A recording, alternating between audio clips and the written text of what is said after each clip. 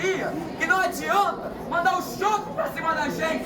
A gente não vai recuar, a gente não vai fugir, porque nós somos estudantes e a gente está em greve. A greve continua, a luta continua e a gente não vai recuar. Nem um centímetro para trás, nem um passo para trás.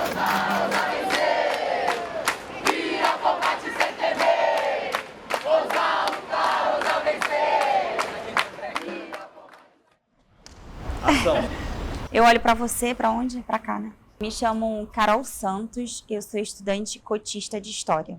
Eu sou Charles Gomes, mas sou mais conhecido como Charles Rães e eu faço filosofia. Bom, meu nome é Ana Clara, curso atualmente enfermagem, né? Atualmente estou no 5º período. Meu nome é Késia e eu faço filosofia. A EDA da Fome é uma medida administrativa interna da universidade, que quem decide por ela é a reitoria da universidade. E esse AEDA, que a gente nomeou carinhosamente de AEDA da Fome, é o AEDA 38. O que aconteceu? No dia 26 de julho, numa madrugada, ela instaurou, outorgou esse AEDA. Não teve uma conversa com os estudantes, né? Como a reitoria disse, que ela conversou, que foi passado para os centros acadêmicos. Isso de fato não ocorreu. E do nada, todo mundo acordou e já tinha esse ato administrativo já rolando. Que basicamente reduzia o acesso aos cotistas e os bavistas a ter acesso a essas bolsas, né? Ele reduziu pelo menos 2/3 do critério. O critério de você ter uma renda de R$ 706 per capita para comprovar sua vulnerabilidade social. Ninguém vive com isso na história do mundo. E é um dos critérios que se tornou para que a gente consiga os auxílios agora na faculdade e é desumano, basicamente. Eu não recebo BAVES, mas eu sou cotista de escola pública. Isso também me comoveu, porque eu acredito que não é só porque você é da BAVES que você vai se comover, né, por causa disso. Tipo, acho que é você ser humano, você chegar na universidade e encontrar o seu amigo que estava lá e de repente não está mais lá do dia para a noite, porque não vai poder continuar. Então, o movimento pela ocupação começou o seguinte: assim que a reitoria soltou nas redes sociais que os novos critérios da EDA, os cortes, as medidas administrativas, do porquê que ela estava fazendo isso, a gente achou isso um absurdo e chamou um ato com a concentração aqui na Concha. E esse ato ia para a porta da reitoria para a gente tentar, né, fazer uma pressão na reitoria. Na verdade, tem um elemento que deixou os estudantes indignados, que essa reitoria, ela se elegeu e recebeu bastante voto dos estudantes, prometendo seguir com a permanência estudantil dos auxílios que já tinha. E na primeira oportunidade que ela teve para cortar os auxílios, ela cortou. E ela fez isso nas nossas férias. No dia 27 de julho, da sexta-feira de noite, foi um papo de 800 cabeças fazendo uma manifestação aqui ao redor da UERJ. Aí tem vídeo assim, dos próprios alunos filmando na porta da reitoria, sabe? Aí o corredor todo tomado, todo mundo revoltado, e era um perfil muito diversos, de amarelos, negros, brancos, de pobres, de pessoas da classe média que entendia a situação, que se afetar ele vai me afetar, tá entendendo? Chegou lá, a gente não estava conseguindo falar com a reitoria porque colocou seguranças na porta. E a porta principal ali da reitoria, ela é uma porta de vidro gigante, à prova de balas e tudo mais, e ela é automática, ela não abre por nada. E aí ficou uma pressão ali muito, muito forte dos estudantes, né, pra gente tentar entrar na reitoria. Até que a gente falou assim, não, a gente chegou até aqui, então a gente vai pro final, a gente vai tentar entrar. E borbulhou esse sentimento de indignação. Só gritar não vai bastar, a gente tem que incomodar de alguma forma. Aí ele teve a brilhante ideia de abrir a porta da reitoria. Quando abriu, todo mundo, ocupa a reitoria!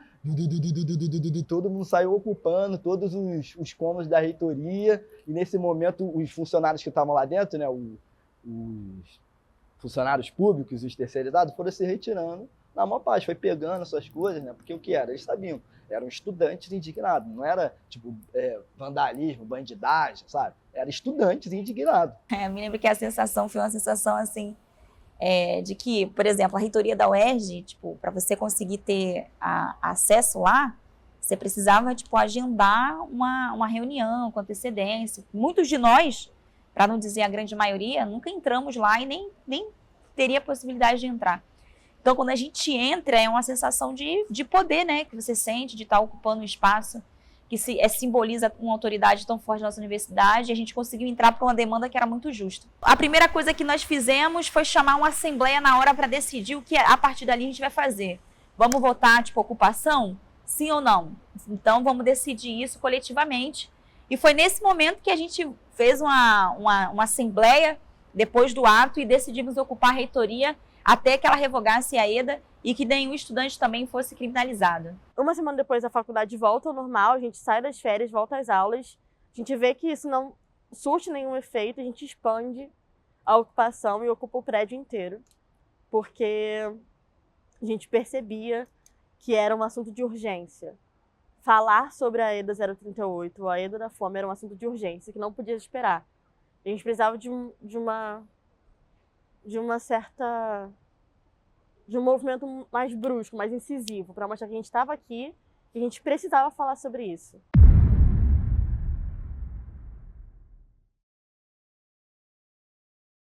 Os estudantes afetados pela EDA 038, eles são estudantes de vulnerabilidade social. Porque, assim, querendo ou não, para a gente que é pobre, a gente sabe que estudar e trabalhar nunca foi uma escolha, é uma condição colocada. Então, essa renda complementar na universidade que a gente ganha é uma forma de a gente permanecer aqui e conseguir se formar para tentar ter um futuro um pouco mais digno, diferente do que é colocado socialmente para a gente. Foram pelo menos 1.500 alunos que perdeu a bolsa com a redução de meio salário mínimo e 5.000 alunos que foram afetados com a EDA em geral, né? Contando com os bavistas e os cotistas. E que logo nesse primeiro mês, pelo menos 300 alunos trancaram a universidade. A gente já ganha pouco e tira o pouco que a gente tem, é claro que a gente fica desesperado, assim. Então você imagina, você estuda integral, que é a parte da manhã e a parte da tarde. E à noite você tem que trabalhar também. E tipo, e quando que essa pessoa descansa? Quando que ela consegue ter uma qualidade de sono para no dia seguinte enfrentar um outro integral? Não existe condições de se manter aqui quando você está com fome, tá ligado? Quando a gente pensa em pagar o aluguel ou estudar, a gente vai preferir pagar o aluguel. Quando a gente pensa em comer, cuidar do seu irmão, da sua criança, da sua mãe, ou ter um diploma, a gente vai preferir cuidar da mãe, cuidar da criança, comer, tá ligado? Então, é exatamente isso que a EDA 038 impôs na gente. Ter que escolher entre participar da academia ou sobreviver lá fora.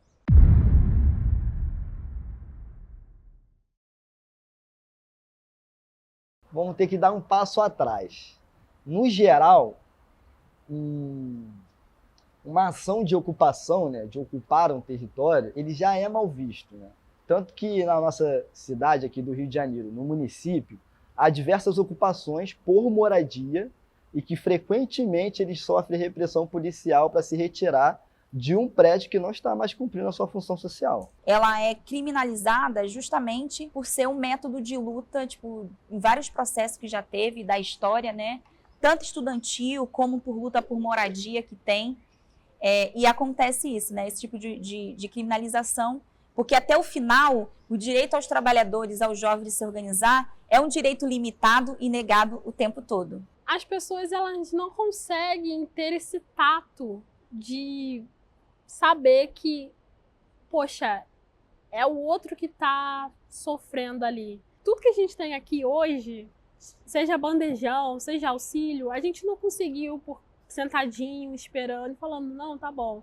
A gente teve que lutar, a gente teve que ocupar, a gente teve que fazer uma revolução mesmo. Que bom, né, que tem essas pessoas que ela tem esse tato e que não se conforma e que busca tentar mudar essa realidade. Então, quando você ocupa uma faculdade e você tenta dialogar com as pessoas que estão com essa mentalidade de que a gente está aqui fazendo bagunça, e a gente ocupa uma faculdade, fecha ela, para poder lutar por um direito que é nosso, que nos retirado da forma mais abrupta e cruel que podia acontecer no meio das férias, sem ninguém saber, sem conversa com os alunos. Ao mesmo tempo, com o discurso de uma reitoria de que nada está acontecendo, de que está tudo muito tranquilo, de que está tudo muito bem, a ocupação começa a ser mal vista por todo mundo que acredita na versão da reitoria e na versão de que realmente está tudo bem e que a gente não perdeu nada e que a gente, não, na verdade, nem merece, tá? E é constitucional, né? O Estado tem que garantir pra gente o nosso direito de estudar. Isso está na Constituição. A ocupação sempre vai ser mal vista enquanto a gente não tiver essa consciência do quão é importante lutar por nossos direitos e o quanto isso modifica e muda realmente a vida de muitas pessoas.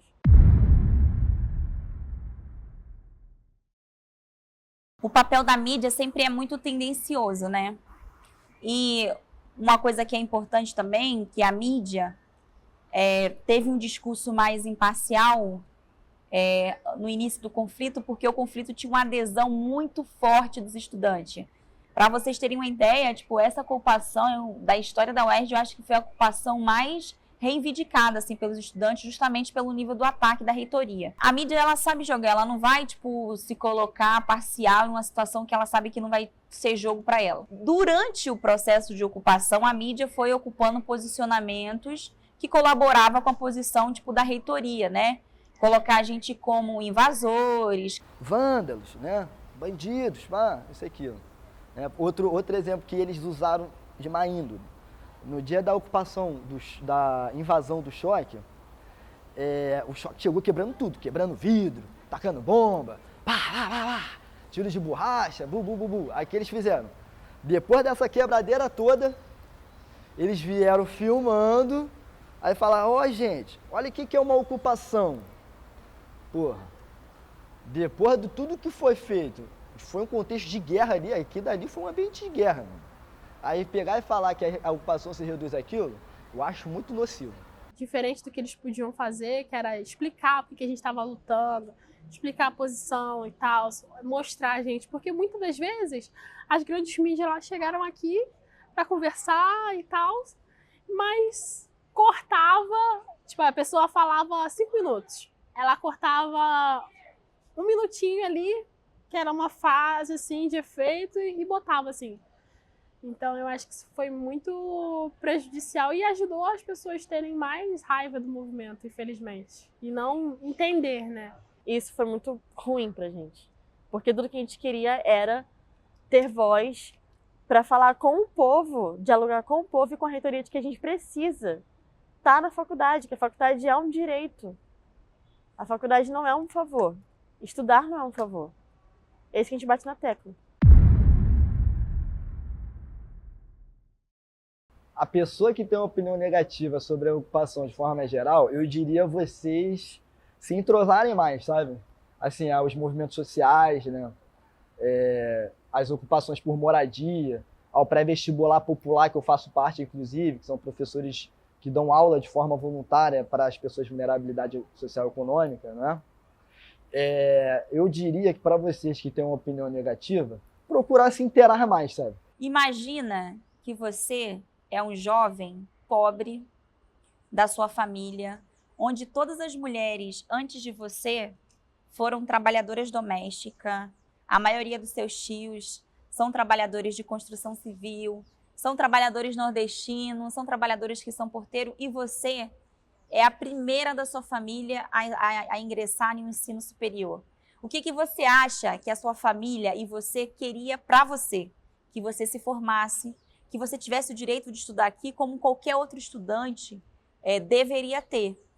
Então, assim, a ocupação, ela ocorreu justamente para que esses estudantes que são, em sua grande maioria, gente, sério, é até absurdo e escancara o problema social e racista que existe na nossa sociedade. Eu, vários outros estudantes dessa universidade serem os primeiros da sua família a estar aqui. Então, a ocupação aconteceu justamente para que esses estudantes tenham o direito de estar aqui dentro e permanecer aqui dentro. A ocupação, ela é um método de luta e de organização para dizer o que a gente estava tentando dizer de uma forma mais forte, mais incisiva. Então, assim, se você às vezes não entende o propósito disso, o sentido disso, é só parar e pensar assim, o que a gente tem hoje que não é conquistada através da luta. Isso são resultados de processos de luta, de movimentos sociais que tiveram que acontecer, que tiveram que ter várias exigências, processo de ocupação, processo de greve, processo de piquete, processo de ato, tudo isso. Nada que é nosso é dado, tudo que é nosso tipo, é arrancado. Então, eu espero que as pessoas juntem as perspectivas e podem até confirmar o que vocês quiserem confirmar, mas que entendam que o estudante esteve aqui, ele lutou pelo direito de continuar aqui, de ficar aqui e continuar aqui. Então, olha só, durante todo esse ano que nós trabalhamos, né, para oferecer um projeto para a UERJ, a gente ouviu todas as unidades acadêmicas, vários setores administrativos, e a gente percebeu que, assim, existem prioridades, e essas prioridades talvez não tenham sido consideradas nos últimos anos, que nós vamos ter que tratar com muito carinho, muito cuidado. Começa por questão de espaço físico, começa por questão da gente cuidar melhor do que é a assistência estudantil, mas o acolhimento, e também eu diria que é uma prioridade importante a gente cuidar de uma política de convívio contra o assédio. Posso responder? Então, a Guná passou toda a campanha política dela para poder ganhar a reitoria falando sobre assistência estudantil. Essa foi a política dela. Ela vendeu a eleição dela dessa maneira. Uma das suas promessas que eu acabei de ver era o quê? Era dar uma atenção, um carinho especial para as questões dos auxílios dos estudantes de vulnerabilidade econômica. Pô, no primeiro ano, senhorita, que você tomou o poder, tu já cortou já a nossa bolsa. E neste mesmo ano, com os meios de repressão policial que você utilizou, o assédio, algo que nunca aconteceu na universidade, o assédio, eu digo físico, moral também, né? O seu estelionato eleitoral foi só falácia, né? Foi só o que político faz, né? Promete, promete, promete, quando toma o poder, corta, né? Vira as costas, né? Foi o que aconteceu. Primeiro, questão do auxílio à alimentação, auxílio ao estudante vulnerável, você largou a mão dele. Segundo, assédios morais, físicos, intensificou. E terceiro agora, a questão do espaço físico, né? A única coisa que eu vi agora ali foi você botar no estacionamento energia elétrica, né? Carregar carro elétrico. Com o que do lado? Um negócio que é movido a diesel. Queima diesel para gerar energia elétrica. Até no espaço físico tu está falhando. E ela coloca que a prioridade dela, tipo, é a permanência estudantil. Isso é outra grande mentira, né? De que ela é reitoria do diálogo. Ela não é reitoria do diálogo, nunca foi reitoria do diálogo. Quem é reitoria do diálogo não coloca choque aqui dentro. E ela colocou choque aqui dentro, né? Tipo, no Rio de Janeiro racista, da violência policial, a reitora colocou choque aqui dentro. O que mais se explica em tudo isso é que é um combate de classe, né? Ela fala, tipo, de uma classe. Ela representa os interesses da classe dominante aqui dentro. Mas ela é a porta-voz do Estado aqui dentro da universidade, né? Então faz sentido ela falar esse monte de mentira, tipo, nas redes, que não contempla a realidade dos estudantes. Quando a gente fala a EDA da fome, não é porque a gente está dramatizando a situação. Em setembro, quando a EDA começou a vingar, né, de verdade, as pessoas pararam de vir para a faculdade. Não tinha mais dinheiro para vir. Então, é doloroso, porque mexe num direito básico do ser humano, tá ligado? E isso dói muito.